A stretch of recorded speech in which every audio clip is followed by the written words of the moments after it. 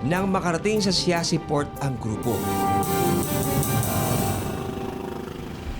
wala pa ang ambulansya mula sa ospital.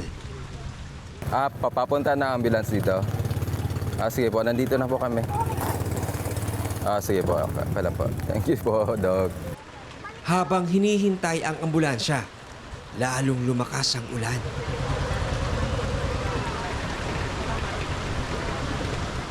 Pero hindi na bahala si Doc Ned. Hindi yan siya immediate concern mo, basa ka, hindi. Okay. Yung concern natin is yung BP. Okay. So kahit na umulan, bumagyo, Sakto namang pagdating ng ambulansya, humina ang ulan.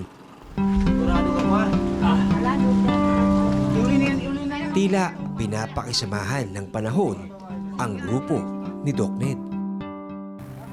careful. Ingat. Ingat, ingat. Baka mahulog.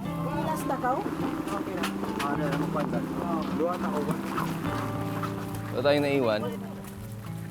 Yung bata.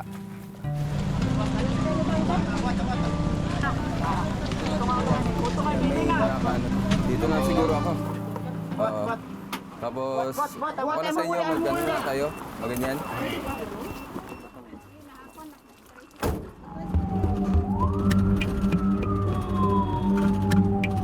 Habang nasa biyahe, patuloy na inoobserbahan ang blood pressure ng babae. Malapit lamang ang Siasi District Hospital mula sa Pantalan.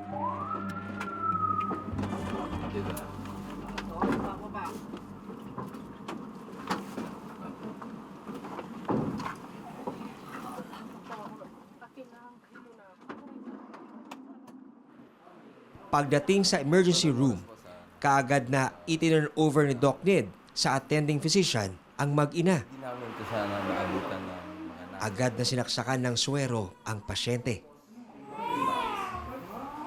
Putla mo na. Putla mo na. Putla ka na masyado. So ngayon, ang patient natin is stable na kasi nakadouble line naman tayo ng fluids. Ngayon, 90 over 6 yung patient. Naigan na din natin na oxytocin, well-contracted naman yung uterus ng patient.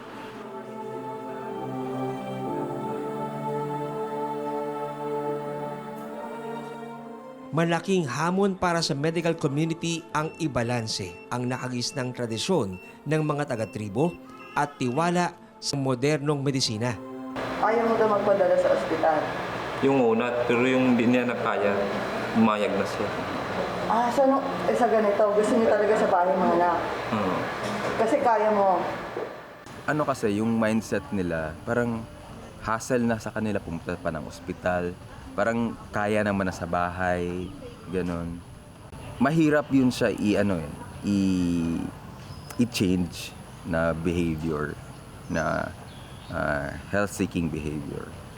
Kahit na sabihin na natin na parang culture nila or yun na yung nakasanayan nila, may magagawa pa din tayo dun, at least sa like sanitation, nakita nyo naman.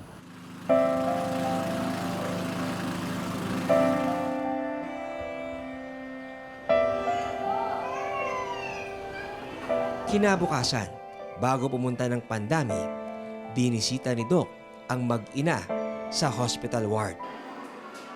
So discharge na kayo today. Sige, kung kaya mo naman, nakakalakad ka, katawan mo yan. Ha? Mas alam mo katawan mo. Taliwas ito sa gustong mangyari ni Doc Ned. Kailangan daw kasi siyang masalinan agad ng dugo. Pero walang blood bank sa Siasi.